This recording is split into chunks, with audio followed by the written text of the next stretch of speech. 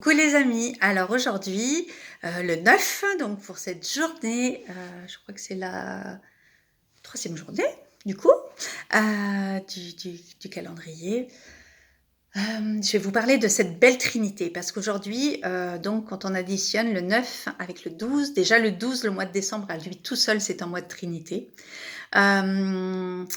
Et en fait, quand on additionne le 9, on va retomber sur son nombre miroir le 21 et le 21, donc on arrive sur un 3.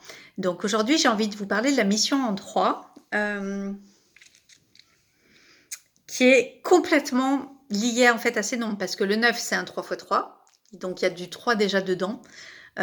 Et le 12, c'est le nombre de la Trinité, aussi avec 1 plus 2 égale 3. Alors ça parle de quoi? Ça parle de l'enfant, ça va parler de l'archétype de l'artiste authentique en fait. Je trouve que c'est un nombre pas forcément facile, c'est un nombre intrigant que j'adore. Moi c'est mon nombre, par exemple Céline, ça va vibrer en 3. Mon nombre d'expressions aussi est en 3, parce que quand on rajoute le nom de famille, voilà, qui est en 9, du coup, je suis complètement en raccord dans les énergies d'aujourd'hui. Je tombe du coup aussi sur du 3. C'est pas forcément évident parce que le 3, c'est un artiste. Mais bon, faut-il toujours pouvoir s'autoriser? C'est toujours la même question. Et en fait, il demande un peu l'alignement. Vous voyez le symbole du yin et du yang dont je vous parle souvent. Eh bien, le 3, c'est l'enfant. Donc, il est le petit enfant, du 1, le masculin, plus le 2, le féminin. Donc, ça fait le 3. C'est-à-dire que on va avoir cet archétype donc de l'homme, de leadership avec le 1. En 2, on va avoir cet archétype dont je vous ai parlé hier, du recevoir, de l'autorité intérieure, etc.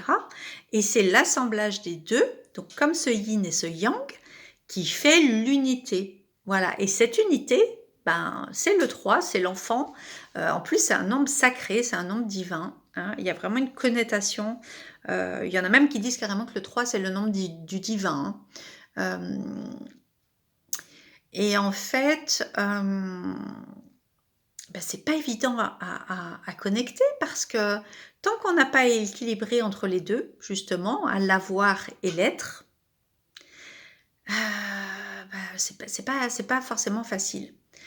Donc il y a des leviers pour ça, évidemment, que je vous en parle dans la grande vidéo que j'ai tournée. Il y a des leviers, il y a une très magnifique transformation. Mais ce nombre, il a beaucoup de shadow aussi, parce que évidemment, dans son côté lumière, on va parler de la joie, de la gratitude, donc de l'artiste qui s'exprime, qui communique, voilà, bon, qui communique avec bienveillance, sans jalousie, qui est à l'aise du coup avec le 2, là, qui parle des relations aux autres, ce qu'on a vu hier. Hein.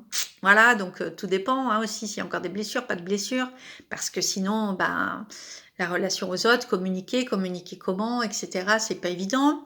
Et puis le leadership, à voir aussi, parce que les artistes, des fois, on n'a pas forcément, on peut se sentir illégitime, on n'a pas forcément confiance en nous, on n'ose pas forcément créer, voilà, on peut être toujours question de l'estime de soi et du jugement des autres et de ci et de là.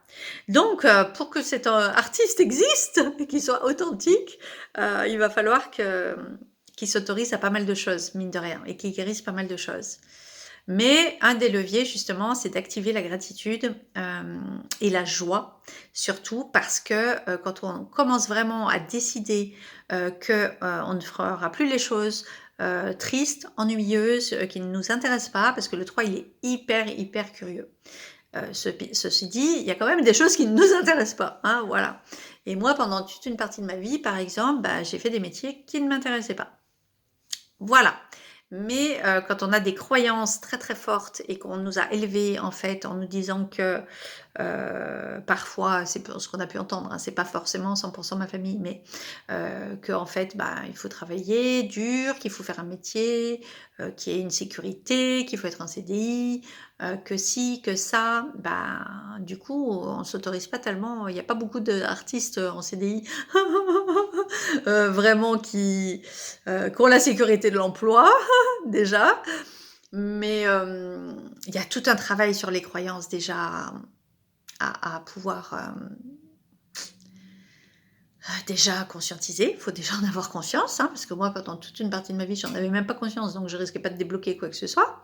Voilà, et puis ensuite, il y a tout un travail sur soi, d'estime, à s'autoriser, à aller au-delà du jugement des autres, de tous les gens autour de vous qui ne vous soutiennent pas, qui ne vous comprennent pas. Voilà, ça c'est pas évident non plus, hein, quand vous n'avez pas une équipe de soutien proche, voilà. Et puis, c'est quand même vraiment un levier quand on arrive à s'autoriser quand même, à se dire bon, à partir de maintenant, ça me plaît, je suis en joie, ça m'active, je le fais. Ça m'enquiquine, ça ne me plaît pas, voilà. Mais il y a encore des moments, des fois, où je regarde des annonces ou des trucs, je me dis ah oui, oui, et après je me dis bon, est-ce que ça te plaît ou ça te plaît pas? T'as envie de le faire ou pas? Non, eh ben je fais pas, je postule pas, je fais pas, voilà, je contacte pas.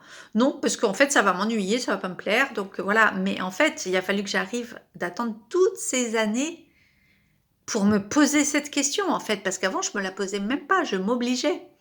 Je m'obligeais ou je ne faisais pas, hein. Après, moi, j'ai pas été dans l'archétype l'archétype de pouvoir. Justement, mon 8, moi, il était complètement sous-exploité.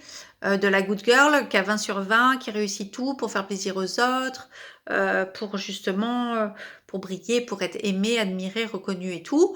Moi, je pensais que j'avais aucune capacité, en gros, je résume. Donc, où ça devait trop m'effrayer parce que je devais penser, comme j'étais hypersensible, je devais penser de toute façon que ce serait insurmontable pour moi.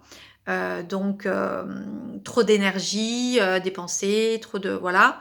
Donc du coup, moi, j'avais abandonné, moi, dès le départ. J'avais déjà baissé les bras dès le début.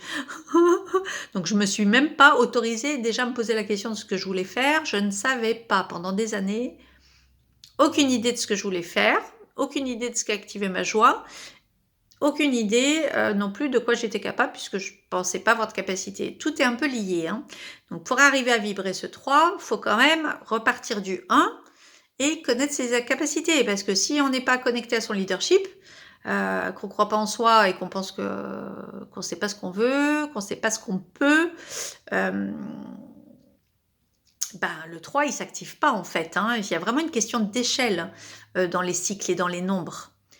C'est pour ça que c'est important de bien prendre le temps et de les activer au fur et à mesure et de partir sur des bases solides. C'est pour ça que je disais, les 3 prochaines années, ça va être super important parce qu'en collectif, on va démarrer sur du 1 là en 2026, ensuite du 2 et du 3. C'est la base, c'est le 3 ans, c'est le cycle, c'est la première base du cycle, donc c'est un tiers du cycle de 9 ans.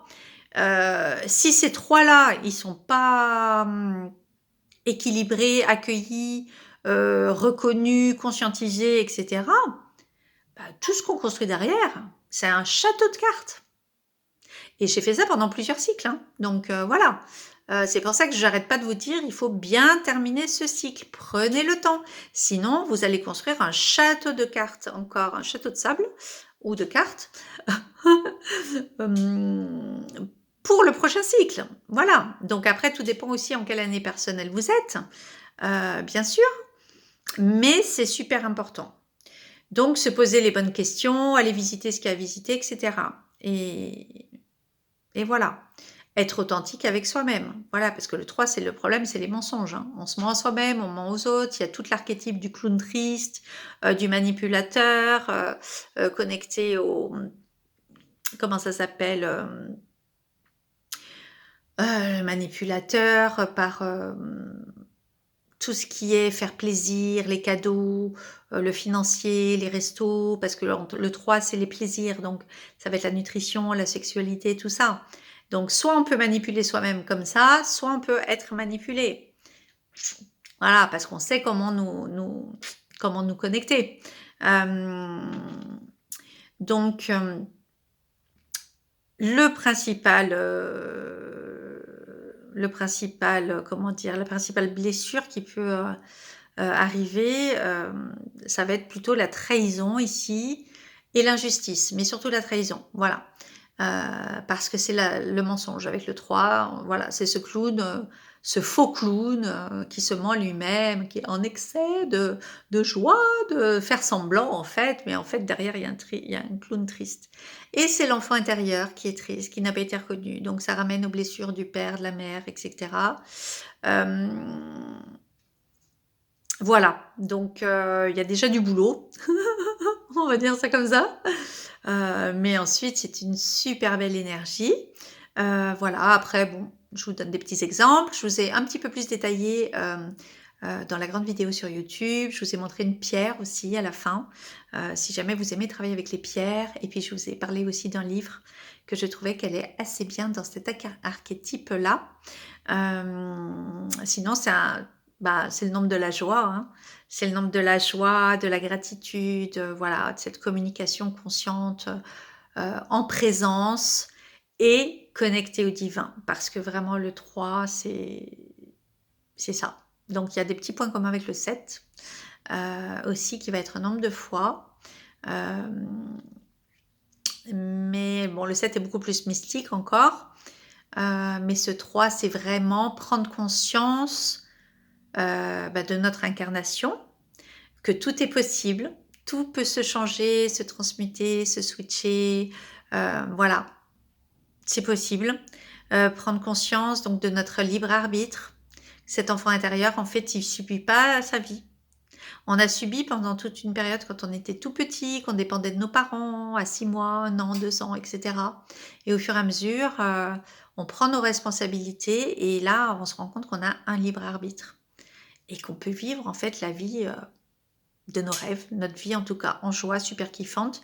Et parce que l'abondance, elle est là. On parle d'abondance, on pense toujours à l'argent, mais l'abondance de vivre justement, d'être enfin en incarnation, pour ceux qui ont eu des soucis d'incarnation, comme moi, ou peut-être qui ont eu des naissances compliquées, ou bon bref,